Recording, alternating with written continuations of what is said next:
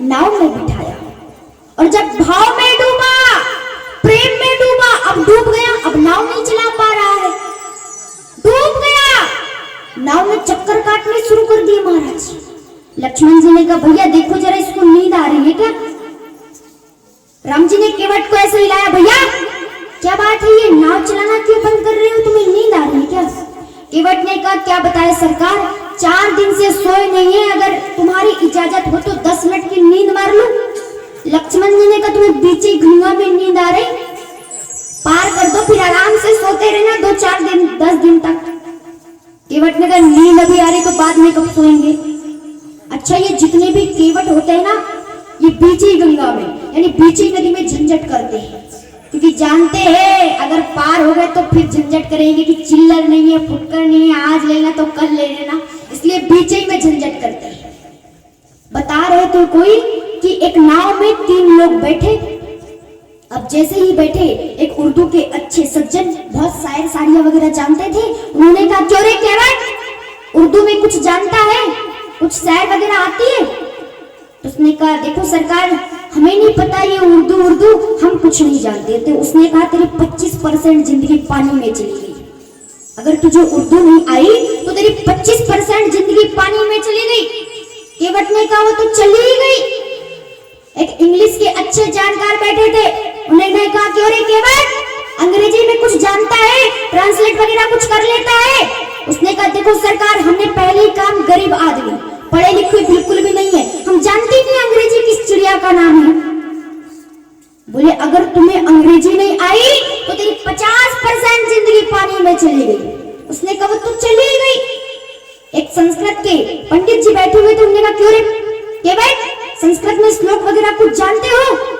उसने कहा देखो सरकार हमने पहले ही मना कर दिया, मैंने पढ़ाई लिखाई कुछ की नहीं है, हम नहीं जानते संस्कृत। उसने कहा देख केवट अगर तुझे संस्कृत नहीं आई तो तेरी 75% जिंदगी पानी में चली गई। केवट ने कहा बिल्कुल चली गई। अब जब भंवर में नाव पड़ी और केवट ने उन तीनों से पूछा सरकार तुम तैरना जानते हो? उन्होंने कहा हम तो बिल्कुल नहीं जानते।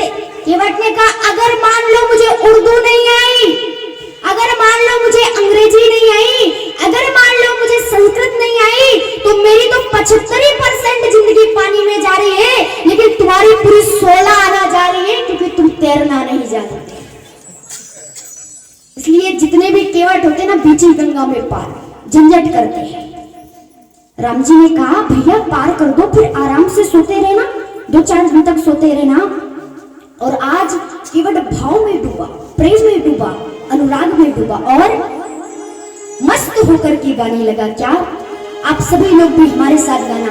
देखो ये गलत बात है, हम बोलते हैं तभी आप ताली बजाते हैं, कंजूसी नहीं करनी भाई। बोलिए रामचंद्र भगवान की, गंगा मैया की, वो मेरी नैया में लक्ष्मण राम। सभी लोग साथ देंगे ना? वादा किया तो वादा करके निभाना, ताली तो बजाना भक्ता, ताली तो बजाना। आज केवट मस्त होकर के गाता है क्या, मेरी नैया में लक्ष्मण राम, अरे गंगा मैया धीरे बहो, मेरी नैया में लक्ष्मण राम,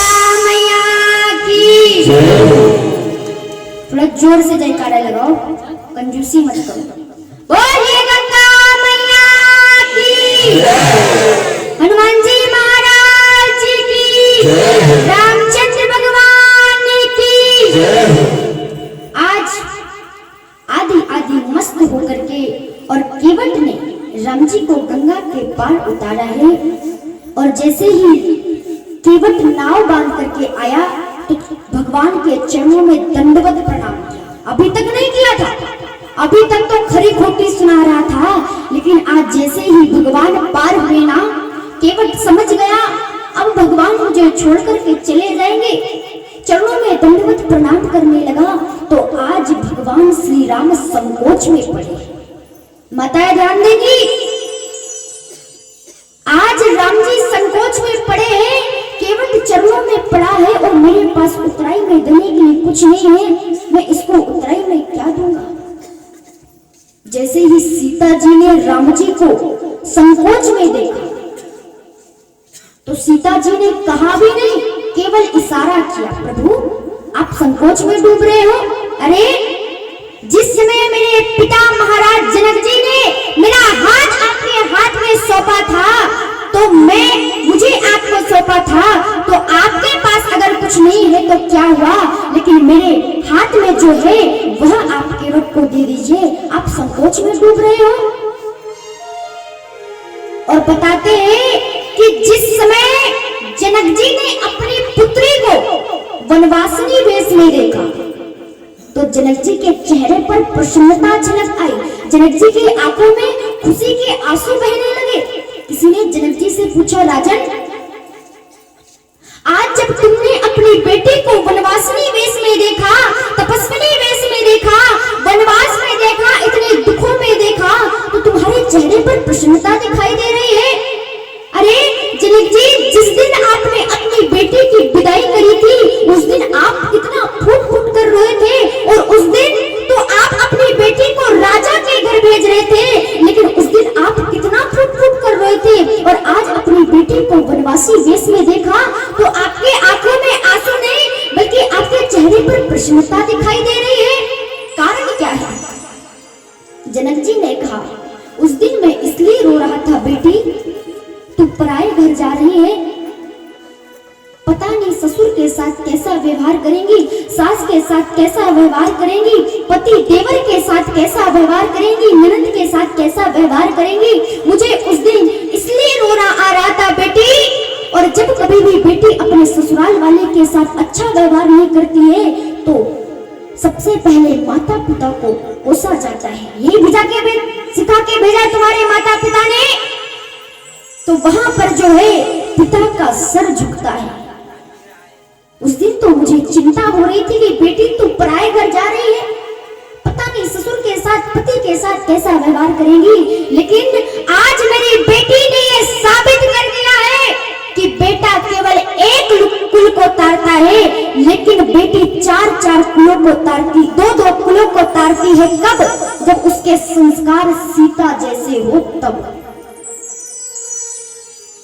आज मेरी बेटी ने ये साबित कर दिया, मेरी सीता जानकी ने केवल सुख में ही नहीं बल्कि दुख में भी अपने परिवार का साथ नहीं छोड़ा है। आज मैं धन्य हो गया और आज सीता ने ये साबित कर दिया कि बेटा केवल एक कुल को तारता है, लेकिन बेटी दो दो कुलों को तारने वाली होती है। सुंदर सीख दी थी सुनैना जी ने अपनी बेटी को, और हर माताओं को अपनी बेटी को सुंदर सीख देना चाहिए। क्या? बस एक तो लाइन में सुनाऊंगी, आपने सुना है, लेकिन हर माँ को यही सीख देना चाहिए। मानिए दुलारी मेरा कहना, इस भांति रहना, जाके ससुराल में। मानिए दुलारी मेरा कहना, इस भांति रहना, जाके ससुराल में।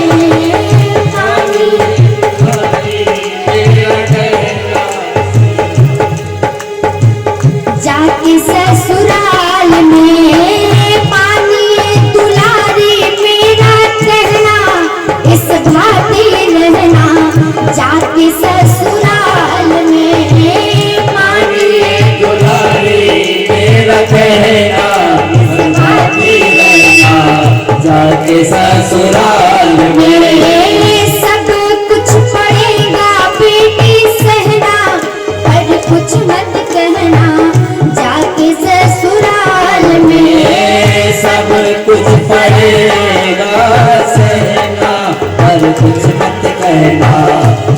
के ससुराल में। छोड़ के चली है बेटी बाबुल का आंगना, छोड़ के चली है बेटी बाबुल का आंगना, छोड़ के चली है बेटी बाबुल का आंगना, छोड़ के चली है बेटी बाबुल का आंगना।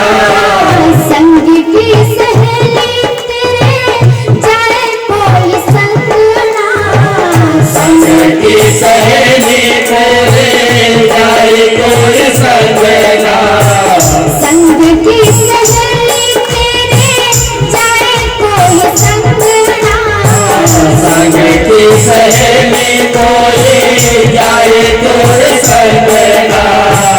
अपने घर की आन बान रखना बेटी स्वाभिमान, अपने घर के आन बान रखना बेटी स्वाभिमान, अपने घर की आन बान रखना बेटी स्वाभिमान, अपने घर के आन बान रखना बेटी स्वाभिमान।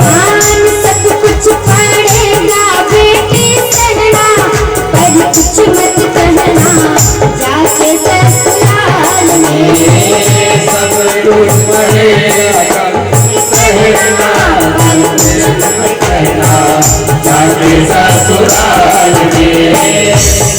सुंदर सी सुनैना जी ने दी थी जो हर मां को देना चाहिए। क्या? पिता के समान अपने ससुर जी को जानना, पिता के समान अपने ससुर जी को मानना, माता के समान अपने सासू मां को मानना, माता के समान अपने सासू मां को मानना, जेठानी का आदर करना, देवरानी से प्यार करना, जेठानी का आदर करना, देवरानी से प्यार करना। मैंने अभी पहले भी बताया था, बहू का मतलब क्या होता है?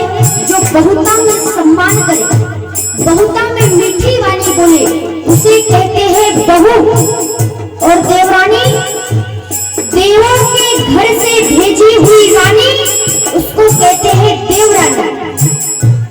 उसके आने से तेरी जय जय कराने की ठानी और तू बन गई, जोर से बोलो, जेठानी। देखिए हमारी भारतीय संस्था के रिश्ते कितने अच्छे हैं। वो देवों के घर से आई और तेरा मान बढ़ाई, तो तुम दोनों में प्रेम होना चाहिए कि आपस में होना चाहिए कि होना चाहिए? इतने धीरे क्यों बोल रहे? क्या प्रेम नहीं है आपस में देवरानी जेठानी? भैया लोग बोल रहे लेकिन माताएं तो कुछ भी नहीं बोल रही। देवरानी जेठानी में आपस में प्रेम होना चाहिए कि नहीं होना चाहिए? सुनाई नहीं दिया?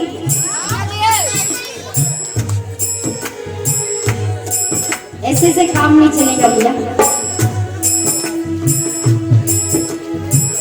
पिता के समान अपने ससुर जी को जानना, पिता के समान अपने ससुर जी को जानना।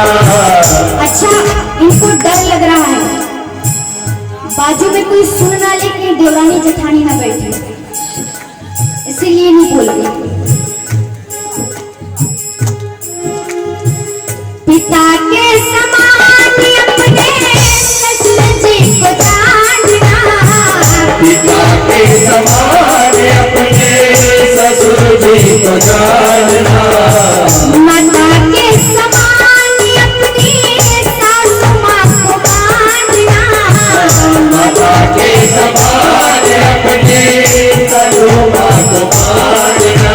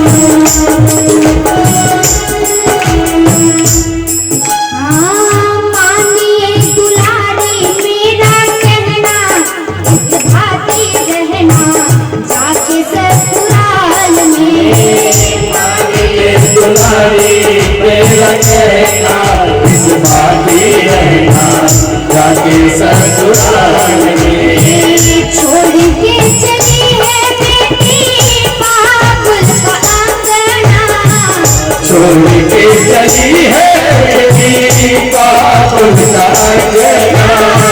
संग की सहेली तेरे जाए कोई संगना, संग की सहेली तेरे जाए कोई संगना, भलाई की बिंदिया तेरी नेकी की नचनिया तेरी, भलाई की बिंदिया तेरी नेकी की नचनिया तेरी, भलाई की बिंदिया तेरी नेकी की नचनिया तेरी, भलाई की बिंदिया तेरी नेकी की नचनिया तेरी।